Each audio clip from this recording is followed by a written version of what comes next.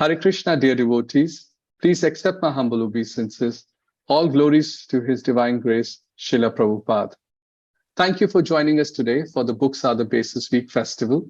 In this video, we have the opportunity to hear from Her Grace Anuradha Devi and Padma Sundari Devi on the Nectar of Devotion. I hope that this podcast will inspire you to read Srila Prabhupada's books every day. Please subscribe to our YouTube channel and access hundreds of such inspirational videos. And if you know a friend who is keen on this topic of reading Srila Prabhupada's books regularly, invite them too. So now, on to the video. All glories to Nectar of Devotion.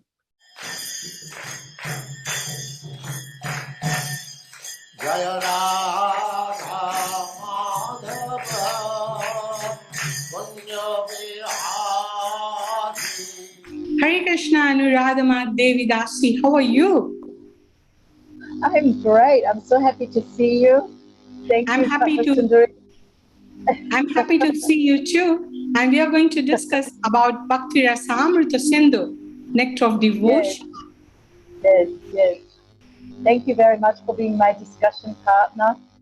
And I've divided it into 4 topics. So the first topic we will discuss is why did Srila Prabhupada give us Nectar of Devotion?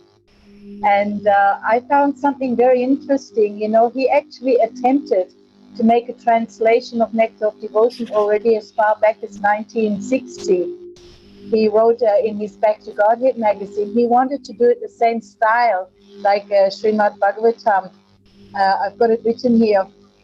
He wrote a beautiful commentary on the Akila Rasamrita Murti verse already on the 5th of April in 1960, and on the Anyabhilashita Sunyam verse in the Back to Godhead magazine on the 20th of May 1960. So I just wanted to mention that because obviously it was something that been on Prabhupada's mind already for a long time, long before he even came to America. And of course, here in Vrindavan, we're here in Vrindavan, in 1972, he gave a 1-month lecture series on Nectar of Devotion. So we're very fortunate to have Prabhupada's Nectar of Devotion. He says in the preface, in the beginning of the book, which he wrote on the 13th of April, 1970 in LA, he says, that, you know, how important it is, this work for the devotee community. And of course, in the preface, he gives the importance, the purposes. He says the Nectar of Devotion is it's a translation, it's a summary study of the Bhakti-Rasamrita Sindhu, and it is the law book for the devotees of ISKCON. It is the purposes to elevate us in our Krishna consciousness and actually to become Goswamis, you know, to become Hakka devotees. But primarily, and this is the point that really touches me, is to situate the devotees solidly in Krishna consciousness. It teaches how to extinguish the fire of material existence and gives practical hints on how to live in this material world, in this present material world, in such a way that anyone and everyone anywhere in the world can develop pure devotional service, because this Nectar of Devotion is a science which is eternal. So primarily, of course, Nectar of Devotion teaches to love Krishna, to become self-realized, and he stresses how it's very much a book meant for the devotees. Now, I don't know if you would like to say something on that. There are 3 reasons why Rupa Goswami gave us Nectar of Devotion. Before going into that, I would love to say, also add on to what you said, that Prabhupada also states that these Goswamis, they were making research from the Vedic literature, from the Puranas, from Vedas, from Vedanta Sutras, from Upanishads, from Mahabharata, Srimad Bhagavatam, from Sama and Rig Veda. And we see that evidences in Bhakti-Rasamrita Sindhu. And the purpose was to establish the real religious principles. And Prabhupada's mission was to elevate everybody, as you said, to the position of Vaishnava, which is greater than that of Brahmana. And as we all follow the footsteps of Rupa Goswami, we are known as Rupanugas. And we need to also know the mood of Rupa Goswami. So please go on with the mood of Rupa Goswami, and also about Lord Chaitanya Mahaprabhu's teachings. Please go on. Yes, anyhow, I just wanted to say, excuse me if I'm a little bit nervous. I've never done a Zoom meeting like this, but there are basically three reasons why Rupa Goswami wrote the Bhakti-Rasamrita Sindhu. And of course, because he was ordered by Lord Chaitanya Mahaprabhu himself, he had an interest for the welfare of the whole world, because only bhakti is ultimately the solution to every problem, and to help devotees to become self-realized. So I've got this beautiful translation of another title. Prabhupada just puts it short, Nectar of Devotion. It says, Nectar of Devotion, but the nectarian ocean of the mellow or sweet taste of bhakti, of serving Krishna with devotion. So I think that's just so beautiful, because he's teaching us how to love Krishna. True. So and Prabhupada explains that the root cause of our dissatisfaction is because we don't know where to repose our love. We don't know how to love and how to receive love. So the Nectar of Devotion teaches us how to love Krishna, but it also focuses on the solutions of material life. So I love the book for these reasons that, it's very practical, it's very scientific. But let's switch over to Rupa Goswami's mood. We'll go on with that topic.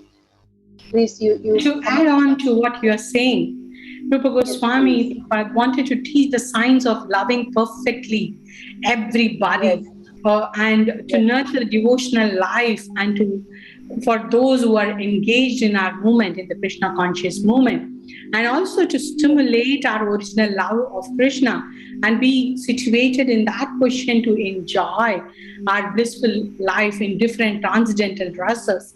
So all the 12 rasas, the 5 primary rasas and the 7 secondary rasas are also being elaborated with also the different bhava, anubhava, sthai bhava, and so on, with the structure of the Nectar of Devotion. And we see that he fulfilled he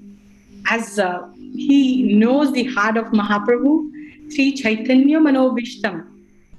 So he just fulfilled the heart of Sri Chaitanya Mahaprabhu and his teachings by giving us Nectar of Devotion, such a wonderful book, Bhakti-Rasamrita Sindhu, which was given by Srila Prabhupada to all of us. So can we dive into the structure of the book, because it's very elaborate as such. So can you tell me about the structure of Nectar of Devotion? Oh, I was going to speak something first about Rupa Goswami's mood a little bit more. Oh yeah, please go on. Yeah. Because I'm just so grateful, to have the opportunity to come in contact with a book like that, because it shows how, to me, this is very important, how bhakti is a science. It's not just a sentiment, or it's not just a philosophy. It's a science, it's a scientific way of how to bring the soul, any soul, to the lotus feet of the Lord. So what touched me always, what I thought was an important point in regards to Rupa Goswami's mood, was just his humility. Such a great scholar, so learned, knows so many languages. As you just said before, they've studied all the Shastras in detail. But that we read in Chaitanya Charitamrita, primarily in Chaitanya Charitamrita, Madhya Lila, chapter 19, we read about the meeting of the Lord with Rupa Goswami. And what touches there is how Anupan, his younger brother, and Rupa Goswami approached the Lord with a straw in their mouths, you know, coming with such humility. And he's speaking this verse, Namo Mahavadanyaya Krishna Prema Pradayate Krishnaya Krishna Chaitanya Name Gaura Drishe Namo Namaha. And O most munificent incarnation, you are Krishna himself, appearing as Sri Krishna Chaitanya Mahaprabhu. You have assumed the golden color of Srimati Radharani, and you're widely distributing pure love of Krishna. We offer our respectful obeisances. So this is such a beautiful verse. Sometimes we say it ritualistically or monotonous. We don't think about any more the meaning. But in this one verse, Rupa Goswami is expressing how he fully realizes who is Lord Chaitanya, what is his mission, and he humbly approaches him for service. So, and you just hinted at this verse, Sri Chaitanya Mano Bistam Stapitam Yena Bhutale Swayam Rupa Gadamayam Tadati Swapadantikam. And we say this prayer, of course, especially when we're teaching Nectar of Devotion, because we need the mercy. Even an elevated devotee like Rupa Goswami is in that mood of begging for mercy. So we are also begging for mercy. We're saying, when will Srila Rupa Goswami Prabhupada, who has established within this material world the mission to fulfill the desire of Lord Chaitanya, give me shelter under his lotus feet. So he fully realized the desire of Chaitanya Mahaprabhu, because as we can read in the beginning of the chapter 19 of Madhya Lila, how Lord Chaitanya directly empowered him and established this mission within his heart. And so I just wanted to say that because it's so important, you know, to always be in a humble mood, beg for mercy, and to be sure to be an instrument in the Lord's service. And I would like to add on that Sri Rupa Goswami Prabhupada wrote this in Ter Kadamba in Vrindavan. And that's right, yes. We just had a beautiful festival in Ter Kadamba for Rupa Goswami's disappearance there, and it's just such a blessing and mercy to be able to be there. Go ahead. So we see that Sri Rupa Goswami wrote it in Ter Kadamba, and you have elaborated his mood in detail and how he just is reflecting on the teachings of Sri Chaitanya Mahaprabhu. So, Anuradha, could you please explain on the structure of the Nectar of Devotion written by Srila Prabhupada? All right. I'm just so grateful that Srila Prabhupada has given us this summary study.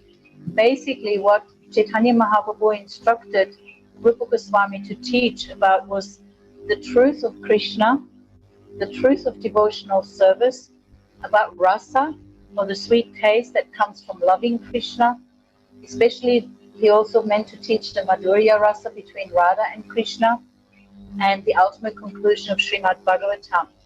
So which takes me to the structure. We're trying to give just a small overview of the Nectar of Devotion. So the preface of Nectar of Devotion explains the difference basically between Bhakti Rasa and what is Material Rasa. The title is explained of the book, Bhakti Rasa Amrita Sindhu. Bhakti, of course, means devotional love or devotional service. Rasa, mellow, taste. Amrita means eternal or ever fresh. And Sindhu, the ocean of pleasure. So that's the title explained there. Then in the introduction, the Mangala Charan is given. And if you study the Bhakti Rasamrita Sindhu, you will see how each paragraph refers to a particular sloka. And Prabhupada goes through it very systematically and explains it nicely. So the Mangala Charan is made out of 3 items.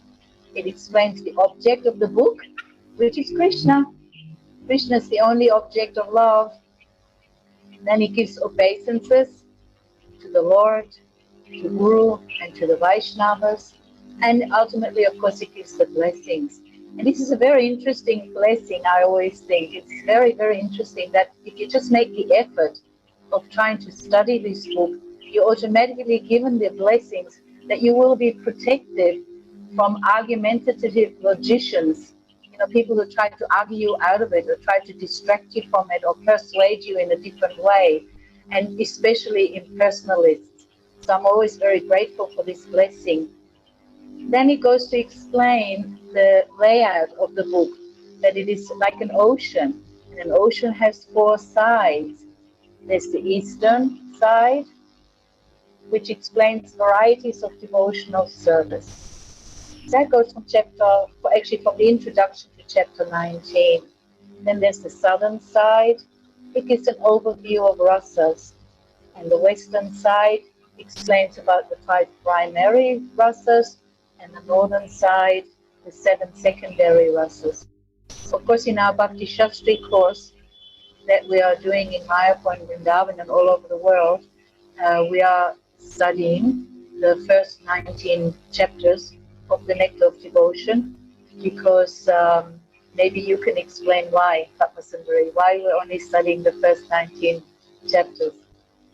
The Eastern division, as Anuradha was explaining, the Nectar of Devotion, it's Bhakti-Rasamrita Sindhu, it's ocean. So the ocean is divided into 4 waves. So there are 4 oceans, east, and then we go with the south and the west and the north.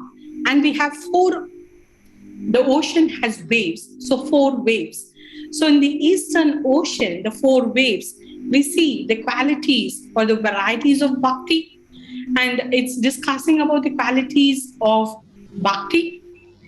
And we see the bhakti devotional service in practice, sadhana bhakti, devotional service in ecstasy, bhava bhakti, and devotional service in the love of Godhead, prema bhakti. So the 19 chapters covers that.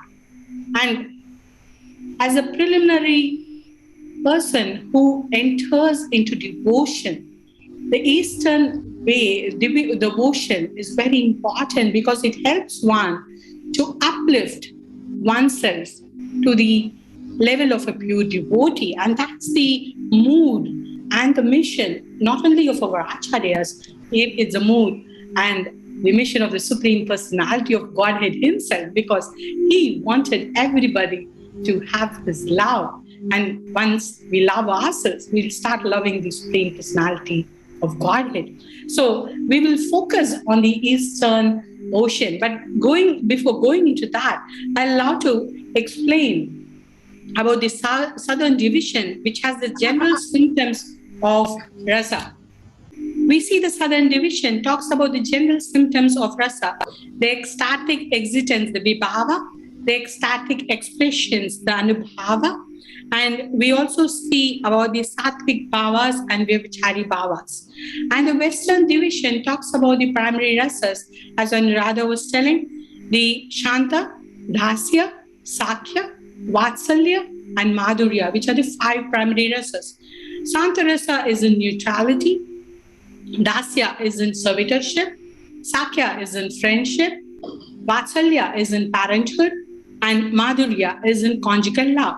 And then the Northern Division talks about the secondary rasas, the laughing ecstasy, hasya, astonishment, adbhuta, chivalry, virya, compassion, karunya, anger, raudra, dread, bhayanaka, and gastriness, vibhatsa. And also we see the compatibility of rasas and the incomplete expression of the rasas, which is discussed in the Northern Division. So this is the overview of the Bhakti-Rasamrita Sindhu, Nectar of Devotion. And Radha, could you please elaborate again about the varieties of bhakti that's discussed in the first 19 chapters in detail? Yes, sure. Actually, I love it, because Chaitanya Mahaprabhu, he gives us his Shikshastakam prayer. And in his Shikshastakam prayer, he speaks from Shraddha to Prema. So like you said at the beginning, before we can even speak about Prema, we need to become qualified. We need to go step by step. Like everybody is qualified to enter the university, but certain requirements, certain qualification is necessary. So as you were saying, the eastern side of the ocean is divided into 4 waves. And the first wave is given in the introduction and chapter 1.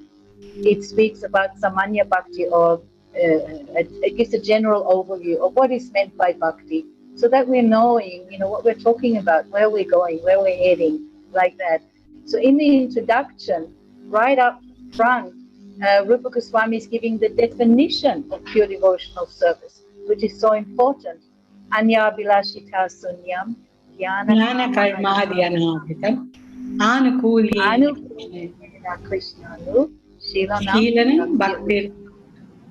Yeah, it's the highest. It's the highest. It's giving the definition of the highest stage of bhakti in this one sloka. And that is actually the basis, the foundation of the study of Nectar of Devotion. And I was reading that even sadhus from other paramparas, other organizations are using this verse when it comes to the definition of pure devotional service. So, of course, we know Prabhupada, he kindly gives us the translation, and he says, when first-class devotional service develops, one must be devoid of all material desires, knowledge obtained by monistic philosophy, and fruitive action. The devotee must constantly serve Krishna favorably as Krishna desires. And of course, this is the teaching of Bhagavad Gita, it's the teaching of Srimad Bhagavatam. And in that first wave, it also tells you the characteristics. What are the characteristics of pure devotional service? So it's like when you go into a shop, you need to know what you're buying and that you won't be cheated. So Rupa Goswami is making it very clear from the start exactly what we're looking for. He's saying Kleshagni, Subhada, Moksha Lagutakrit, Sudurlabha, Sandrananda Visheshatma, and Krishna Kashani. You know, how all your material suffering is mitigated, how your life will become auspicious, how you will be free from any desire for liberation. But yet it's also very rare, and you will experience an unlimited ocean of bliss. And Krishna is very, very not so easy to attain. It's a very rare thing. So we're knowing what we're dealing with right from the onset. And then, of course, the second wave in the eastern side, that gets covered in chapter 2 to 16. And it speaks about Vaidhi Sadhana Bhakti. Vaidhi means rules and regulations. So following a sadhana or following certain rules and regulations steadily every day. So in the second chapter, it speaks about sadhana bhakti, and then Vaidhi sadhana bhakti briefly explains what is Raganuga sadhana bhakti. The third chapter speaks about the eligibility. Yes, it's open to everyone, but some eligibility is necessary. The entire fourth chapter shows us how bhakti, or sense enjoyment, and mukti, liberation, is rejected. Devotees are not interested for those two things anymore when they are aiming for pure devotional service. The fifth chapter explains how pure devotional service is self-sufficient and independent. It can be practiced at any time, by anyone, in any place. There are no restrictions. It speaks about the purity of devotional service, how it's not dependent on your birth, any rituals, or varnashram dharma, like that. Now the sixth chapter explains how to discharge devotional service, and Rupa Goswami lists 64 items as given by his brother Sanat Goswami in his Hari Bhakti Vilas. From the 7th to the 12th chapter, detailed explanation of these 64 items are given. And every devotee should go through it one by one, carefully read them. From the 7th and the 8th chapter specifically speaks about offenses, how to avoid offenses. You see, there's the do's and there's the don'ts. So we have to perform devotional service, and we have to avoid offenses, especially nama aparad and seva aparad. The chapter 9 and 10 teaches us about the techniques of hearing and remembering. because Krishna teaches in Bhagavad Gita, Man Mana Bhava Mad Bhakto. So slowly, by following this system, we are now being shown how to apply, how to practice, how to remember Krishna all the time. And then, of course, in the 11th and 12th chapter, we're taken to the initial rasas, like you were explaining, of servitude, friendship, and this mood of complete self-surrender. These are different aspects of transcendental service. In chapter 13, Chaitanya Mahaprabhu extracts the 5 most important items out of those 64. And he explains that if we just perform deity worship, we recite in the holy Dham, we study Srimad Bhagavatam, we get association of advanced pure devotees, and we take shelter of the holy name, then our advancement is guaranteed. And of course, Bhakti-Siddhanta Maharaj, he especially focuses, and other acharyas through Srila Prabhupada, they're focusing on the chanting of the holy name without committing offense. So it's very encouraging. It's a very strong, powerful guideline, of how to practice devotional service. In chapter 14, a discussion is given about other spiritual paths like Varnashram Dharma and the issue of Gyan and Vairagya. But it is stressed again that if we just focus on the 9 limbs of devotional service as given by Prahlad Maharaj, we don't need to focus on these other items. Now, the last 2 chapters of the second wave, chapter 15, now, because we've progressed from establishing faith, from becoming purified, by becoming fixed up in devotional service, by becoming steady. Now the discussion is coming into spontaneous devotional service, progressing from Vaidhi sadhana. And it is explained that spontaneous devotional service means to follow a Ragatmika devotee in the spiritual world, accepting their mood, their service mood, and following in that mood. And then, of course, chapter 16 clearly explains what means Raga Nuga Sadhana Bhakti. So which means an advanced practice intended to cultivate a service mood of an eternally perfect resident in Vrindavan Dham. So that concludes the second wave of the eastern side of devotional service. The third wave is given in chapter 17 and 18. Chapter 17 speaks about the ecstatic love of Bhava Bhakti, like you were explaining just before. And up till now we were discussing the executive aspect, how to execute, how to come to this point. But now there comes a time in our practice where the effect of our practices becomes imminent, and we are actually experiencing, we're coming to this level of bhav, which is a preliminary stage before Krishna Prema, or it's also called a ray of the sun of Prema. Chapter 18 clearly explains what are the characteristics of one in bhav, in this love. And I really appreciate that, because it immediately takes away all speculation or false sentiments or any kind of thing that might misguide us.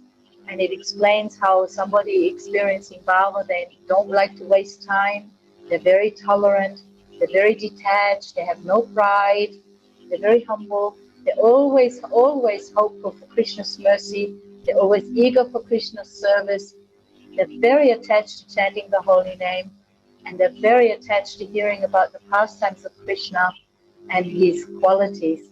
And then the fourth wave is just given in chapter 19, which is devotional service in pure love of God, of Prema, Krishna Prema. That means at this point the sadhaka's heart has completely softened, and an attitude of possessiveness of the Lord has developed, like, you are mine, mamata, like that. So Please excuse my deficiencies, but this is in a nutshell what I thought to explain of what is an overview of the eastern section of the Ocean of Devotion. Please you elaborate, Padma Sundari. That was so lovely, Anuradha. You just explained in a nutshell about the 4 waves of the Eastern Ocean, and you covered to the extent that it's really astonishing. In a short time, you just elaborated everything in detail. That was really lovely.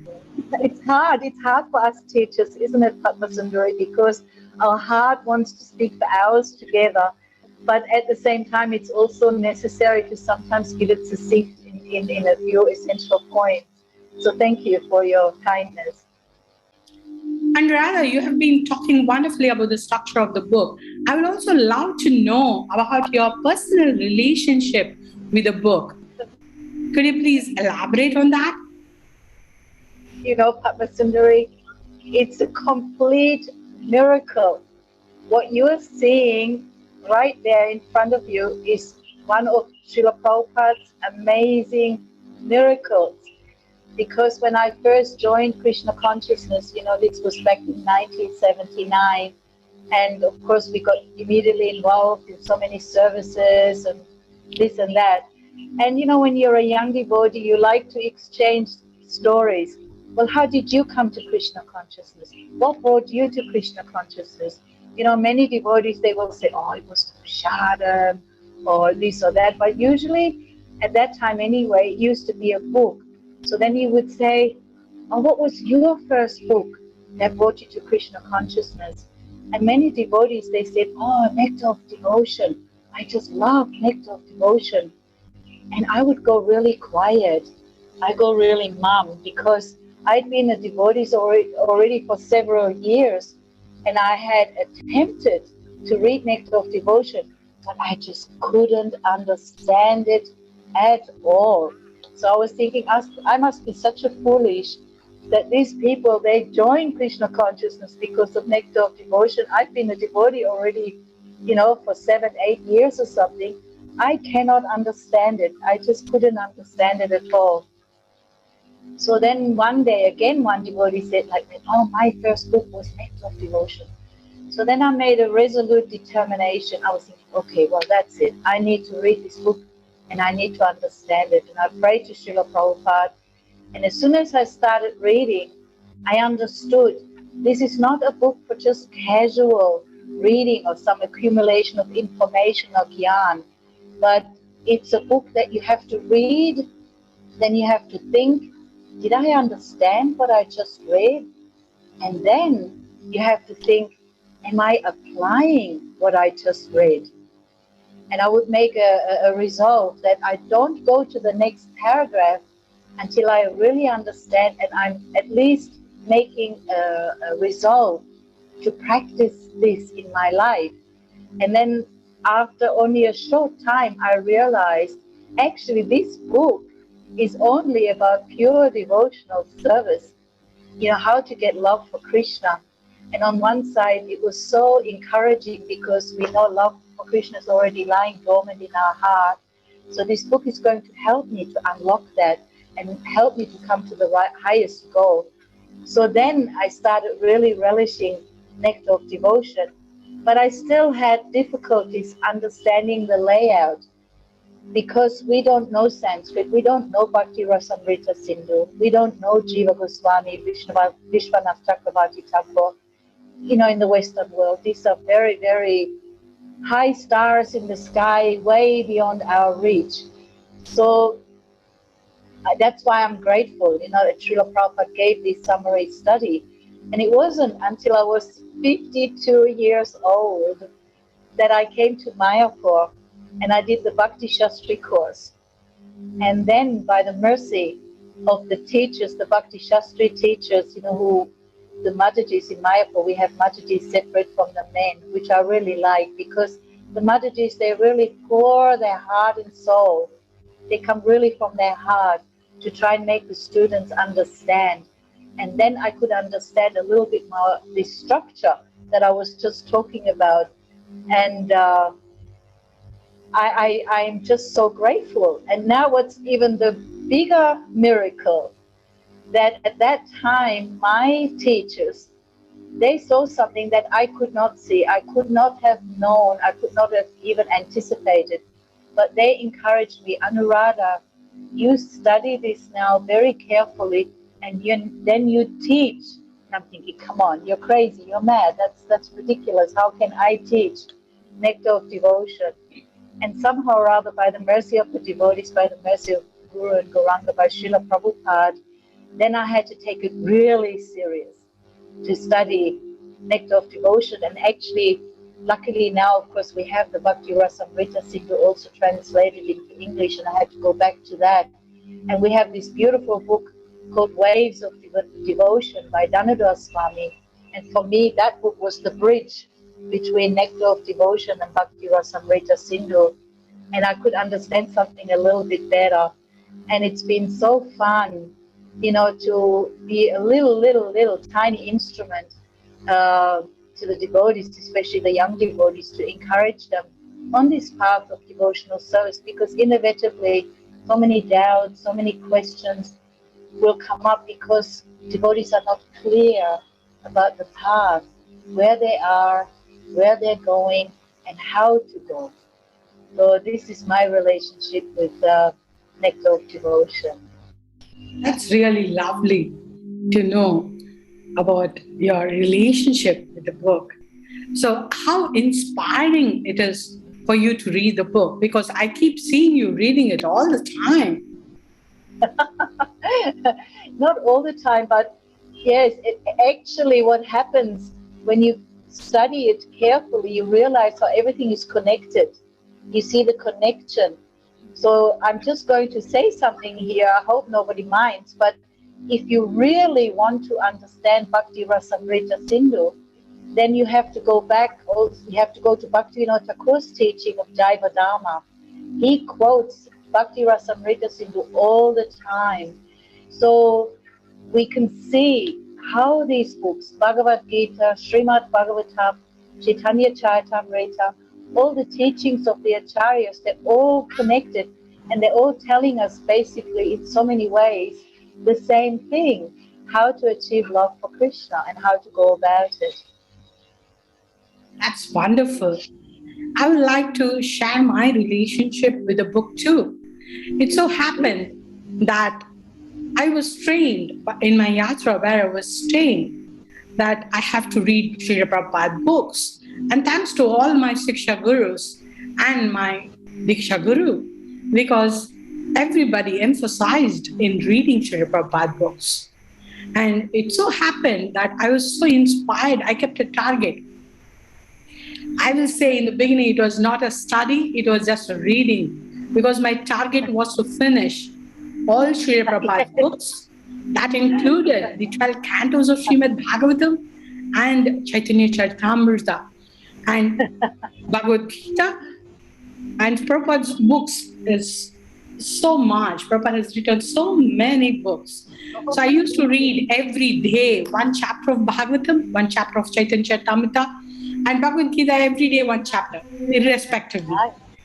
And I'll take book by book of Srila Prabhupada, and I used to read. And that was an inspiration from my spiritual masters, all my Siksha Gurus, who just wanted me to finish, because they said without reading that, you cannot read Acharya's books, you cannot read any other books. First, you need to read Srila Prabhupada's books. Yes.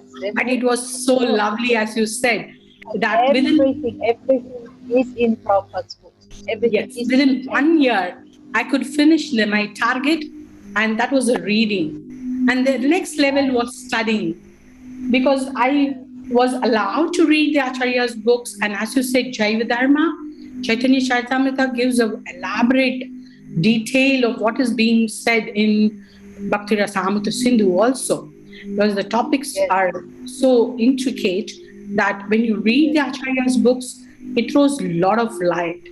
And you'll not believe, when I was asked to teach on site, my first book of teaching was Nectar of Devotion. For me also. I've been teaching online for many years. And I've been preaching also.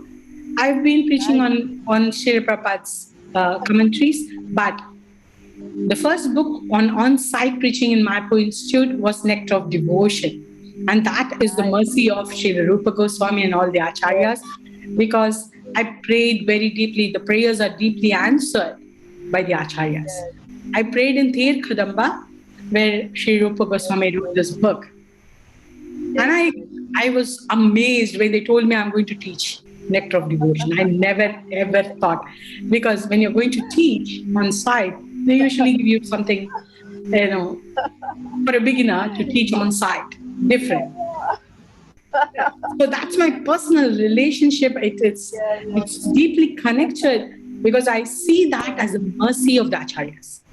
Giving me to teach Nectar of Devotion is the mercy of the acharyas and the lordships. So that is my personal relationship. And every day, I think how Sri Rupa Goswami is so merciful, how inspiring he is to make each and every one a pure devotee of the Lord. Because both his books, Nectar of Devotion and Nectar of Instruction, Upadeshamrita and Bhakti-Rasamrita Sindhu, make one to become a pure devotee of the Lord. And it says that anyone can become a pure devotee of the Lord, which is a real inspiration. And that's an inspiration for me too, because I'm just a practitioner, not like you who is advanced. Oh, don't say like that. So I'm trying my best, Anuradha, to just become a pure devotee. And I'm sure, because Srila Prabhupada is so merciful, and we are all connected to our founder Acharya, Srila Prabhupada, and our Guru. So I'm sure this lifetime they'll help us go back home and serve them eternally. So this book is really an eye-opener, and it's a practical guidebook, as you say, which helps. That's a deep connection, because every day, like Bhagavad Gita, Bhagavatam, Chaitanya Charitamrita, this also helps us to practice every day. It helps us what we should avoid, because the principles, the do's and the don'ts given by Sri Rupa Goswami, all the aparads, what we have to avoid, it's really an eye-opener, isn't it, in the Eastern Ocean, that says that we have to avoid the Nama Aparad, we have to avoid that's the offense to the holy name, the Seva Aparad, offense to the deities, and the Dham Aparad, we are not supposed to do any offense to the holy places. And the highest is the Vaishnava Aparad, we are not supposed to commit any offense to the Vaishnavas. So all this and all the offenses are to how to avoid it, and what is the remedy is also given, and that really helps, and it gives more intricacy and it gives more relationship, and that inspires me all the time to keep reading and practicing this book. And you are also an inspiration, because I keep seeing you all the time reading and going on practicing it. And you're so careful about it when you are presenting it and when you are preaching about it. So I love the way I take it, not only from you, from many devotees who do practice in their own lives and from their life experiences, how this is. And that creates a lot more deeper relationship with the book, Bhakti-Rasamrita Sindhu. And I love Srila Prabhupada's way he just made it for everybody, because even today there are so many books of our acharyas. I wonder why it's not translated. It's so difficult. But Srila Prabhupada took this book and he translated it and gave it to everybody all over the world. Such a magnanimity, such a compassionate mood of Srila Prabhupada that he gave to everyone to have the access to become a pure devotee. Because in the beginning of my devotion, I used to fight with seniors and I used to say, you tell me to be transparent. You want me to be transparent like a glass. But why are you not teaching me to become a pure devotee of the Lord? I want to become a pure devotee. I was thinking, why I'm not becoming pure immediately? Because Prabhupada says it takes one moment to become a devotee. And why it's taking me years and lifetimes? Prabhupada also says for some, I don't want lifetime. I'm sure I will do this lifetime. But I am sure after some time of going through all this and practicing it, maybe it takes some time for me to become pure, but I'm sure if I deeply hold the principles of our acharyas and just follow their footsteps, will surely become pure devotees of the Lord and become first-class disciples of my Gurudev. And that's so lovely, sharing and hearing from you about the personal relationship and experience, because you are so wonderful. And rather, I keep repeating this, and I can repeat it n number of times, that you are so lovely and you are a life example of teaching Bhakti Rasamrita Sindhu and practicing it. Because I see the students get inspired in all the institutes where you teach. You just don't teach in Mayapur Institute, you also teach in Vrindavan Institute, and you teach wherever you go. You also preach. You go to Australia and you go to different parts of the world and preach. So that's so lovely about you doing that. And you're making me embarrassed now. no. Could you please say about more about the book? Well, you see, I'm listening to you and you're being so kind to me, and I take it as words of inspiration by the mercy of my Gurudev. But my immediate thought was, when I was listening to you, you know, Rupa Goswami wants Srila Prabhupada to be successful. And Prabhupada spent 6 years, you know, at Radha Damodar temple crying to Rupa Goswami.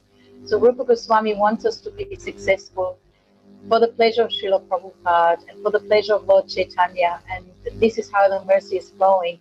Like, we also go to Rupa Goswami's Samadhi here in Vrindavan, we pray to him, and we feel the immediate reciprocation.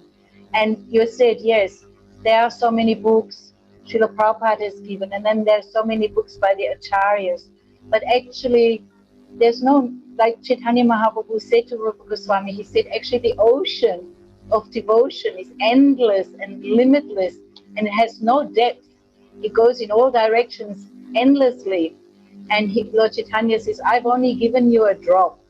So similarly, we don't need to be in anxiety that I need to study everything. We just need to stick to these books that Srila Prabhupada has given us and study them carefully. And by his mercy, you know, Bhagavad Gita, Srimad Bhagavatam, Nectar of Devotion, Ishopanishad, like that.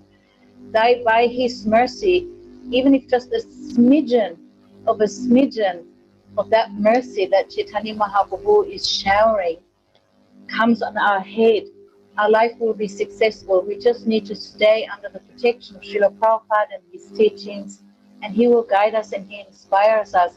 As he said in the Bhagavad Gita, I can't remember which purport now, but he says it in the beginning, even if somebody joins this organization and doesn't understand anything, but just by being in that association, by being in that environment, our success is guaranteed. So I'm hoping that this will be an inspiration, not just for newcomers, but especially for devotees in ISKCON, to study Srila Prabhupada's books very carefully and seriously, and make an effort, try to make that effort, and Srila Prabhupada surely will reciprocate, because how else will the movement go on in a pure way for the next 10,000 years? These are my kind of thoughts. And in conclusion, I just wanted to say that Chaitanya Mahaprabhu himself says in the 19th chapter of Madhya Lila, Chaitanya Charitamrita, he says, Bhavite Krishna Svaraye Antare, Krishna Kripaya Agya Paya Rasa Sindhu Pare. He says, when one thinks of Krishna constantly, love for him will manifest within the heart. Even though one may be ignorant, one can reach the far shore of the ocean of transcendental love by Lord Krishna's mercy. So we're doing this Sangha, we're doing this project to associate with each other and encourage each other to please think of Krishna constantly in many, many various ways and access his mercy. And Kaviraj Goswami, he gives a blessing at the end of this chapter. He says, whoever hears this narration with faith and love certainly develops love of God at the lotus feet of Sri Mahaprabhu. So it's so encouraging And our acharyas and our teachers are fully aware of our condition, our disqualification, our shortcomings. But they're so encouraging and so helpful. So, there's all optimism. It's all optimism. That's so lovely to hear from you. And as Srila Prabhupada has mentioned in the preface itself, that we have to dive deep. In the first chapters in the preface, Prabhupada says we have to be like sharks in the ocean, where the sharks are not found in the surface. They go deep into the ocean. So it's not easy to catch the sharks. So devotees are supposed to be like sharks who dive deeper, go inside, dive deep into devotional service and enjoy the nectar, the amrita that's given by the lordships and the acharyas to attain the pure love of God. And it doesn't stop there. To just get, for the devotee, to just get the pure love of Godhead is not the aim, as you all know, because many of us think that that's the aim, getting the pure love of Godhead. But as you mentioned about Anyavilashita Sunyam, the definition of pure devotional service is uninterrupted, unmotivated, and it keeps going on and on and on. Not this lifetime, but eternally to serve the Supreme Lord all the time. Wonderful. So I feel that we all are here, and this discussion, those who has inspired to speak about it, my thanks to all of them, and my thanks to everybody who is watching this clip of us, of our discussion. This is just an endeavor where we are just throwing some light to an extent, and that's so much given by our acharyas. We request each and every one of you to read Srila Prabhupada's book, and if you just, as Prabhupada says, the honey bottle is there. If you lick the outside of the bottle, you're not going to enjoy it. You have to really relish the honey to enjoy it. So we request all of you to read, not just read. Jnana is knowledge, and Vijnana, Prabhupada says, Jnana Vijnana Sahitam. Knowledge is not going to work until and unless you put it into practical application, Vijnana.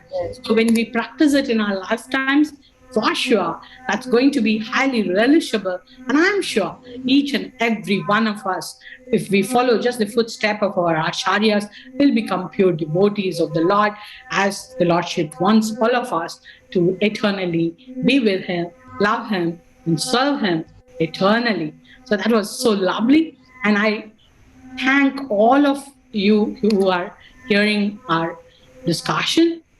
And forgive us, we are old ladies, so there are technical glitches sometimes. So please forgive whatever we have done. We have tried our best, and thanks to everybody for watching. And we request, it's a humble request from Anuradha and me, Padma Sundari, to please read Srila Prabhupada Books, and particularly Nectar of Devotion, and relish the nectar yourself. And thanks to one and all. Hare Krishna.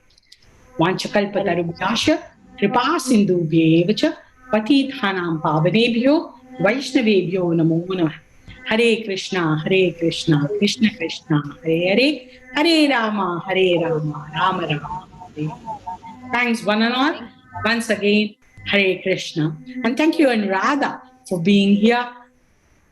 So have a great and wonderful day and wonderful time by reading Srila Prabhupada Books, and enjoy once again.